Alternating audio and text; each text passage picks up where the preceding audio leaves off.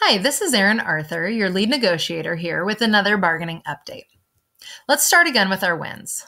Last negotiation session, we agreed that members involuntarily transferred will be paid for their moving costs, and that members given an involuntary assignment will now be given paid release time to prepare. At today's session, we agreed that new hires should be paid for attending the orientation meeting at the start of the school year. Binding arbitration is still under discussion.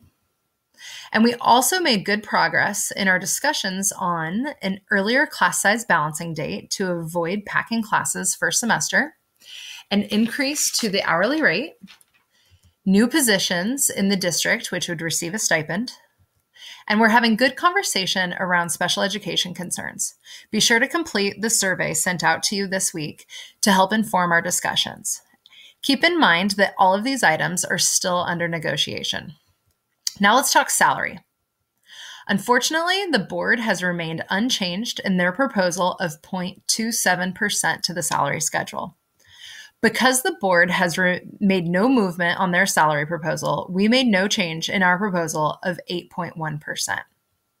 I wanted to take a minute to share information with you clarifying the rationale for our proposal. Our driving principles. Cost of living is given to districts by the state to be used for cost of living adjustments. Teachers should not assume a last-in-line position when it comes to budgeting. Budgets are a statement of values, and this budget does not reflect the value that teachers add to our district. Teachers are rightfully asking, where is this money going?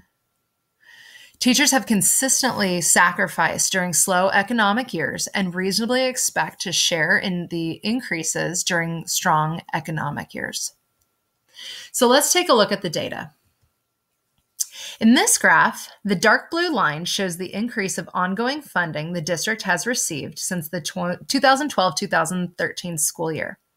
The dotted line shows the increase teachers have received to salaries. You can see the disparity is growing.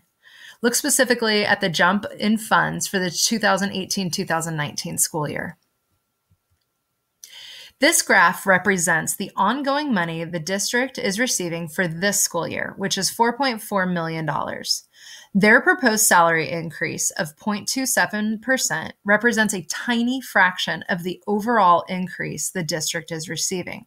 Their proposal is shown here in red. The proposed increase is less than 2% of the new ongoing money the district is receiving. Here is COLA since 2015 and the projected rates through 2021-22.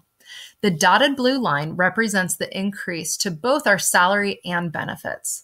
The bottom line is that we're not keeping up with cost of living and are at risk of falling further behind. We are essentially taking a pay cut with the district's offer. The next graph shows our salaries as a percentage of both the total outgo for district spending and our salaries as a percentage of the total revenue coming into the district. You can see the pattern that our salaries represent a smaller and smaller portion of the district's budget each year. In 2012-2013, our salaries were 47% of total spending. This year, they are only 41%. This graph shows the amount members are spending out of their pockets to cover healthcare costs, specifically insurance premiums. Approximately $1.2 million is being spent by only about 115 members. So 1/3 of our members are taking on an ever-increasing burdens to give their family health insurance. This next graph represents cost of living for our district. Yes, our district is one of the best paid in the area, but you can see that we also have the highest median home value prices and cost of living in the area. The California economy is strong. The Federal Reserve of San Francisco released on September 13th that the second estimate of real GDP growth in the second quarter of 2018 came out at 4.2%.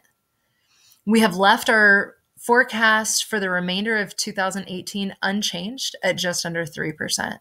This is well above normal growth for California. School Services, a source that is used by both the district and the Faculty Association, released on October 19th that state revenues for the first 3 months of the fiscal year of 2018-19 are beating estimates. Year-to-date revenues are $1.032 billion, higher than the 2018-2019 enacted budget estimates, and that the state continues to outpace the nation with respect to the number of jobs added to the economy. So teachers have asked for an 8.1 increase to salary. The district has received also $4.4 million in ongoing funds this year alone. This is on par with the biggest LCFF increase the district has received. COLA this year is 3.7%.